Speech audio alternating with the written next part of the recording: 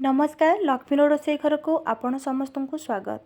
आज रेसिपी रही चाउल बरा व चाउल बरा ता सांगे रही आमर खटा मिठा तेंतुलीर चटनी आउ रही आमर टमाटो चटनी। बहुत ही सुंदर जबरदस्त रेसिपी खाइबा को बहुत ही बढ़िया लगे। आउ ये रेसिपीटी साधारणतः आमर पश्चिम ओडिशा रे ये रेसिपीटी बहुत परिमाण रे बनी थाए। चाउल बरा पई कौन कौन सामग्री आवश्यकता आउ केमती कौन रेसिपीटी बनी चलतु देखी नबा। प्रथमे आम देखी नबा बरा पई कौन कौन सामग्री व्यवहार करा जाउची। तो जेहेतु चाउल बरा से चाउल एठी नेइची, एठी मु देखंतु उषुना चाउल नेइची। तो आपण मैंने उषुना चाउल बदल में अरुआ चाउल मध्य नहीं पारे। चाउल आपण जहाँ भी नहीं पारे। तो देखंतु एठी मेजरिंग कप रे मापिकी मु 1.5 कप चाउल नेइची। आपण मैंने जो भी मापिबे मापिकी ही नेबे। तो 1.5 कप चाउल रे मु एठी नेइची हाफ कप आमर बिरी। तो बिरी एठी मु चोपा लगा बिरी नेइची सेति हाफ कप नेइची। जदि आपण माने चोपा छड़िला वाला बिरी नौछंती तो आपण माने आहुरी कम नेले चलिबो। बिरीर क्वांटिटी एठी बहुत कम रहिबो। तापर आमे बिरी चाउल को भल भाव में पानी रे भिजै नबा। जेहेतु उषुना चाउल नेइचे तो उषुना चाउल को आमे 4 रु 5 घंटा पर्यंत पानी रे भिजैकी रखिबा।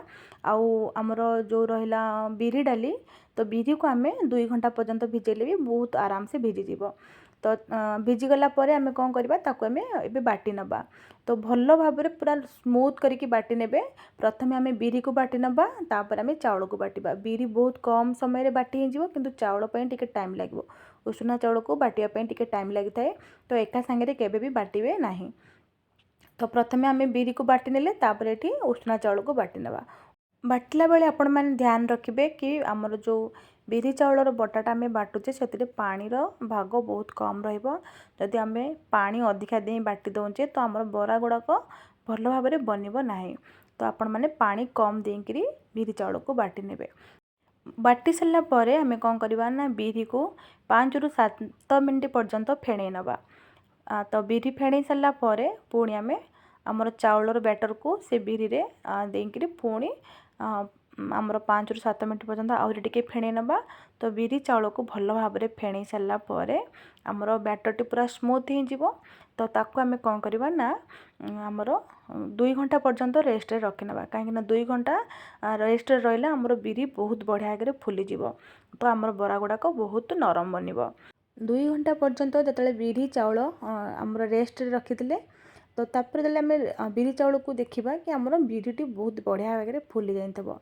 एबे देखंतु 2 घंटा पर केमती आमर बिरी गुड़ा टिके फुली जाइछि। तो से आमे आउ अलगा आमर जहाँ सामग्री रहिला पकई नबा। एट रहिला लुण पकई नेली स्वाद अनुसार, टिके गोटा जीरा आउ टिके भृसंगा पत्र पकई नेले। आउ आमर एठी खाइबा सोडा आपण माने यदि चाहिबे जुआणी मध्ये एठी ऐड करि परिबे। तो सब जिनिस को टिके गोळेई नबा। गोळेई सारिके ताकू आउरी आधा घंटा पर्यंत पुणी रेस्ट रे रखि नबा बा घोड़ेई रखि नबा।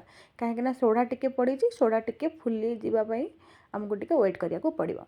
तो सही समय आम कौन करवा चटनी आमर रेडी करदे। ये आम आमर जो तेंतुली चटनी प्रथम रेडी करवा। तो तेंतुली चटनी ये मुझे तेंतुली नहीं आउे तेंतुली टी पानी रे आम भिजई नवा। भिजई सारापर पानी रे चकटी नवा। चकटी सारापर तार जो खदड़ा गुड़ाक बाहर कर नवा। तापर आमर ये रसुण कंचा लंका को छेचिकी नवा। छेचिकी नेले तार टेस्ट आहुरी बढ़िया आसे। तो आम ये कौन कर कला लुण और धड़ा लुण टी मिसेकी नहींचे। तो तापर आम टिके चीनी नहींचे, जेहेतु खटा मिठा चटनी से चीनी नहींचे आउ टिके अधिक पानी नहींचे। तापर आम से आमर जो भजा जीरा लंकार गुंड टिके ये पकई नेले। बास एतिक जिनस आमर बहुत बढ़िया खटा मिठा चटनी बनीजी। जदि आपण मैंने आउ किसी ऐड करने को चाहते तो ऐड करेंगे, किसी असुविधा ना।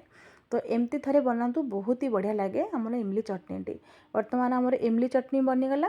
तापर आम टमाटो चटनी बनइबा। तो टमाटो चटनी ये केमती कौन मु बनी देखी नंतु। तो मुझे 2-3टी टमाटो को काटिकी नहीं, गोटे पियाज नहीं, किछि रसुण, किछि अदा आमर कंचा लंका किछि नहीं, आउ धनिया पत्र टिके अधिका नबा। तापर आम ताको कौन करबा टिके लुण आमर कला लुण टिके धड़ा लुण टिके दे नबा। आ ताको आम भल भाव में पानी टिके देंगे ग्राइंड कर नबा। तो पानी दे ग्राइंड कर सारा पर आमर बहुत बढ़िया चटनी बनीजिवो। तो ये मन रखिए आपण पाखे जब लाल टमाटर अच्छे आपण मैंने निहाती भाव में ने लाल टमाटर रे आमर जो टमाटो चटनीटा बहुत सुंदर बनी थाए। तो ये मोर टमाटो टिके लाल नाला से टिके कलर टिके चेंज आसी। तो तो लास्ट टिके लेंबू ऐड करवा एबे हमर टमाटो चटनी रेडी ही जीवो। जेहेतु टमाटर कलर नथिला रेड कलर नथिला सेति पई मु एटे टिके काश्मीरी लंका गुंड ऐड करिछि हमर टमाटो चटनी को टिके कलर देया पई। जदि आपण माने टमाटो रेड नौछंती बा लाल टमाटो नौछंती तो एठी कोनोसी प्रकार माने काश्मीरी चिली ऐड करबा दरकार नै। एबे हमर टमाटो चटनी आ इमली चटनी बनी गला। तापर आमे बनेबा बरा। तो बरा को आमे रेस्ट रखी देले सोडा देकिरी एबे से फुली गलानी।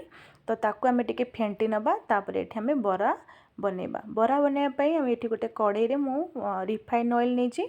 रिफाइन ऑयल टिके हमर हाई फ्लेम रे आपण माने बसै नेबे काहे ना हाई फ्लेम रे तेल टिके बहुत भलो भाबरे गरम हवा दरकार।